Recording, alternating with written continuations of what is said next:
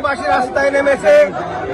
আমাদের সাথে যে অন্যায় হয়েছে, আমাদের যে নমিনেশন দিয়েছিল সেই নমিনেশন স্থগিত করে এমন একজন লোককে নমিনেশন যে ভোট শূন্য, জনগণ শূন্য, যার সাথে জনগণের সম্পৃক্ততা নাই, আন্দোলন সংগ্রামের সম্পৃক্ত ছিল না, কার চক্রান্তে নমিনেশন দিয়েছে।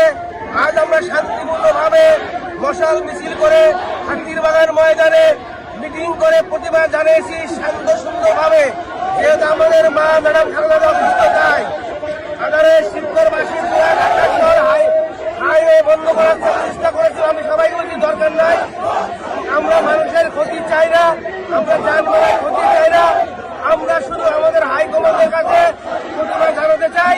তাই আজ আমরা মশাল মিছিল করে আমাদের দলের হাইকমান্ডকে জানিয়ে দিলাম, আপনারা যাচাই বাছাই করে পূর্ণ বিবেচনা করে আমার নমিনেশন আমাকে ফিরিয়ে দেন। আপনাদের সকলকে ধন্যবাদ জানাচ্ছি। মিডিয়া ভাই আপনাদের মাঝে আপনারা এই আমার কথা, শিবচরবাসীর কথা আশা করি আপনারা সকলের মাঝে জানাবেন। আপনাদের ধন্যবাদ, ভালো থাকেন সবাই, ধন্যবাদ। শিবচরবাসী আপনারা হাজারে হাজারে 50,000 লোক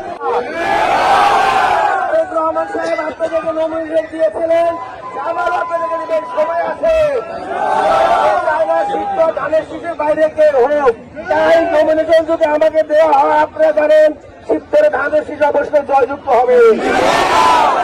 যাকে নমিনেশন দিয়েছে সে জনগণ শূন্য, তার শিবচরে কোনো কাজ নাই, শিবচরে মিছিল নাই, মিটিং নাই, একজন মহিলা মাত্র, তাকে আর কিন্তু ছোট শহর নয়, বাংলাদেশের একটি বৃহত্তম সিটি।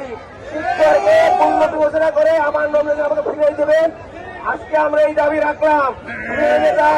আমাদের শিবচরবাসী চেয়েছিল ঢাকা সিলেট হাইওয়ে, ঢাকা খুলনা হাইওয়ে বন্ধ করে দেবে, কিন্তু আমি করতে দেই নাই।